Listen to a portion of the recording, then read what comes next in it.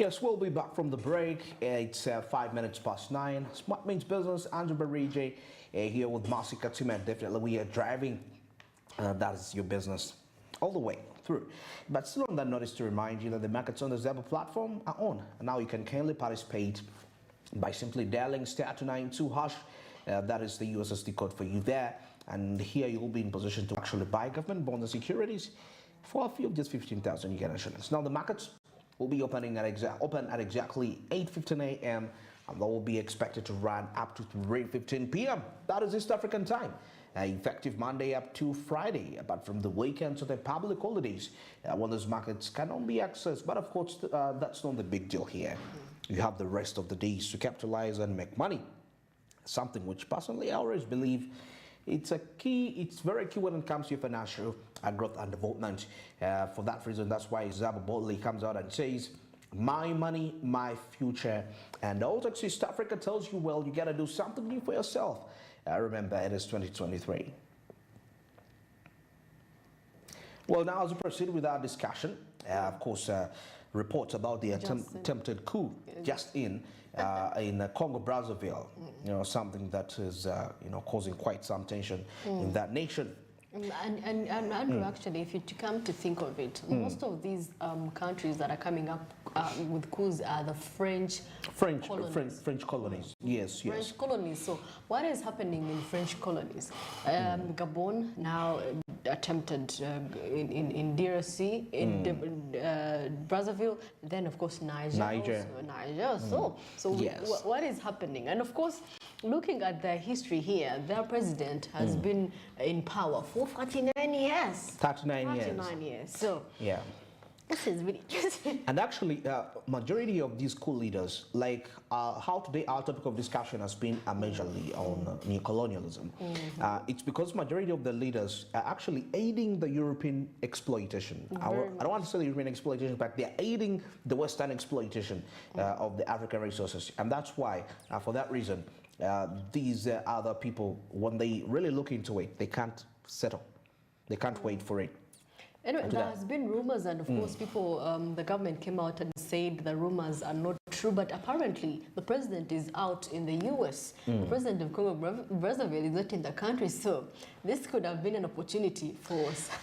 Yeah, because remember, that's what happened to Obote. Yeah. And they're going to attend the Choga meeting in Singapore.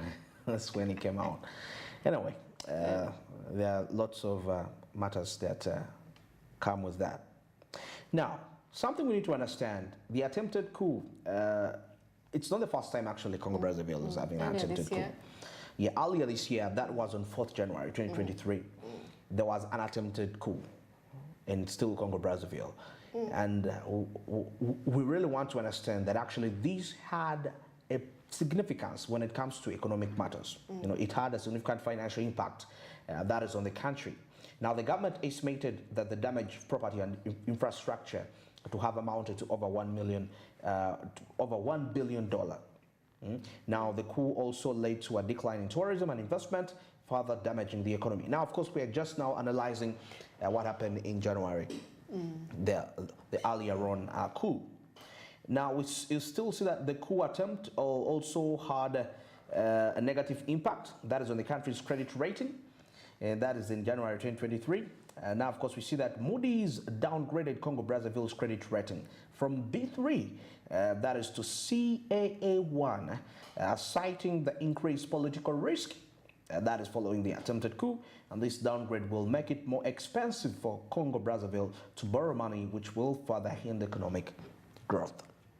Yeah, what do the reports there say about these matters? Well, the reports are saying that actually the allegations are not true. There was no coup attempt. But anyway, given the fact, maybe there could have been, a slight sort of someone threatening or something, because now the president being in the UK for just like, it's kind of relevant to Obote. Yeah. This one had also gone to New York for a certain summit, and of course he said actually when the rumors were around making circulation, he went out and said that he's in the UK, and of course is attending the 78th session of the United Nations General Assembly. And of course, he said here on X, and he said, my stay in the city is also an opportunity to strengthen bilateral relations and promote the summit for the 3 tropical forests basins to be held next month in Brazzaville. So when someone, I think someone, got to know that he is in the US, someone probably went on trying to spread word, this could be an opportunity. This could be an opportunity for us to start up something. But of course, the rumors have been disregarded. There is no attempt, given the one that happened previously. There is no attempt this time. So, but anyway, this is this is a warning. This is a warning. This is a warning. So anytime he's out like this, make some noise, like the president of Niger. Exactly. We'll be telling people to make some noise. Now, of course, we see that actually, when I proceed further with this report, Nguesso won a 4th consecutive term, that is in March 2021, with 88.57% of the vote. Now, of course, we see that he first came to power in 1979, that is after a coup in 1977, and ruled in one-party regime until 1992. And of course, we see that when he lost the country's first multi-party elections, only to return to power in 1997, that is after a brief but bloody civil war in which he was actually backed by the Angolan troops. I see that. Now, in 2015, the president promoted constitutional reform that allowed him to return for a new mandate in 2016, which was through a referendum in which he received more than 21% of support, but only that is 5% of voters actually participated into this. Now, the Congolese president is the 3rd longest serving president in Africa. I wonder who could be the first. The first. And the second. Now, this is what I'm saying. They say that the Congolese president is the 3rd longest serving president in Africa. That is after Deodoro Obiang and that is Cameroonian Paul Biya, who have governed since 1979 and 1982. That is next in respectively, probably the 3rd or something. Maybe, I don't know. Or whatever, okay, maybe 4th or what. But all that. Well, now, away from that, we're still actually taking a look into analyzing the coup this year. And that is in Congo Brazzaville. Now, the economic impact of the coup attempt was likely to be felt for us. Now, the government had definitely needed to spend more significant resources to rebuild damaged infrastructure and restore confidence that is in the economy. Now, this led to cuts in public services. And now the coup attempted will made it more difficult. That is to attract foreign investment, which is essential. That is for economic growth and development. Now, in addition, we also need to understand that the direct financial costs of the coup attempt also had a number of indirect economic costs. For example, the coup attempt led to increased uncertainty and instability in the country, which discouraged, investment. That is in tourism. Now, the coup attempt had also damaged the country's reputation, which will make it difficult, like we saw something to do with foreign direct investment.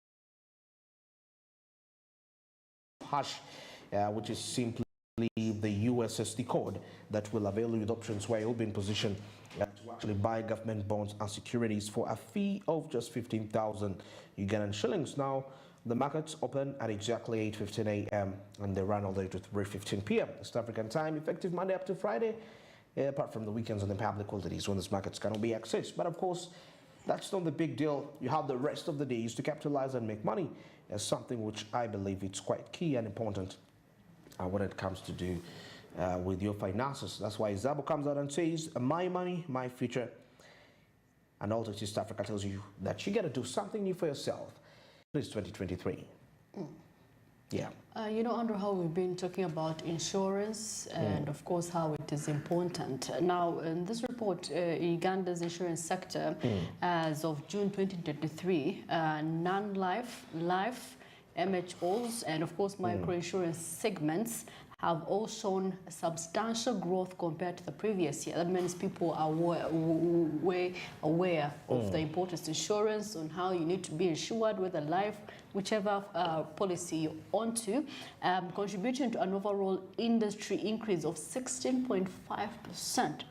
Now, the steady expansion reflects increased customer engagement and financial commitment, aligning with the industry's focus on widening and deepening its reach.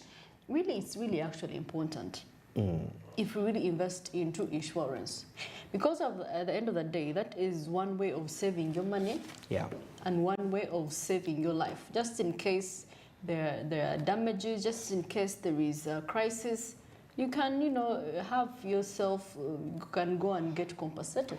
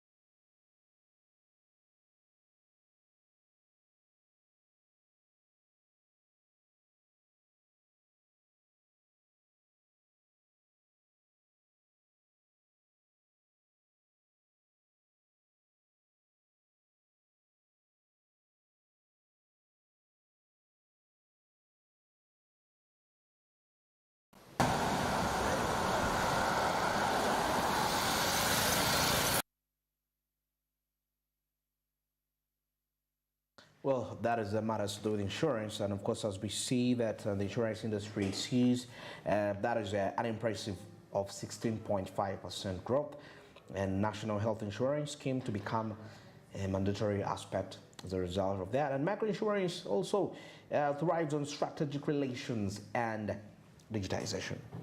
Quite key, actually. My emphasis is going to be on health insurance, and of course, we have a lot of accidents that are happening, actually. Yeah. So with that in place, and of course, our lifespan is shorter because of maybe the food we consume and all that. So you have to have a health insurance, definitely, because the costs of insurance are unbelievable, of health unbelievable in Uganda. Just consultation itself, wow, you're paying 50,000, you're paying 100,000 just for consultation. Just imagine you're now on medication. How much is this going to cost you? So, I mean, at the end of the day, you have to sell your property and all that. So, if you have a health insurance, you can be covered. Exactly. So, save for the future. Actually, for those that are, you know, you save for old age, just in case, because the time you're old, that's when you have health issues. So, please, invest in health. It's very good. All right. It's exactly 22 minutes past 9. And of course, now Smart Means Business takes a break. And we shall be returning to wrap it up. Still our business inside.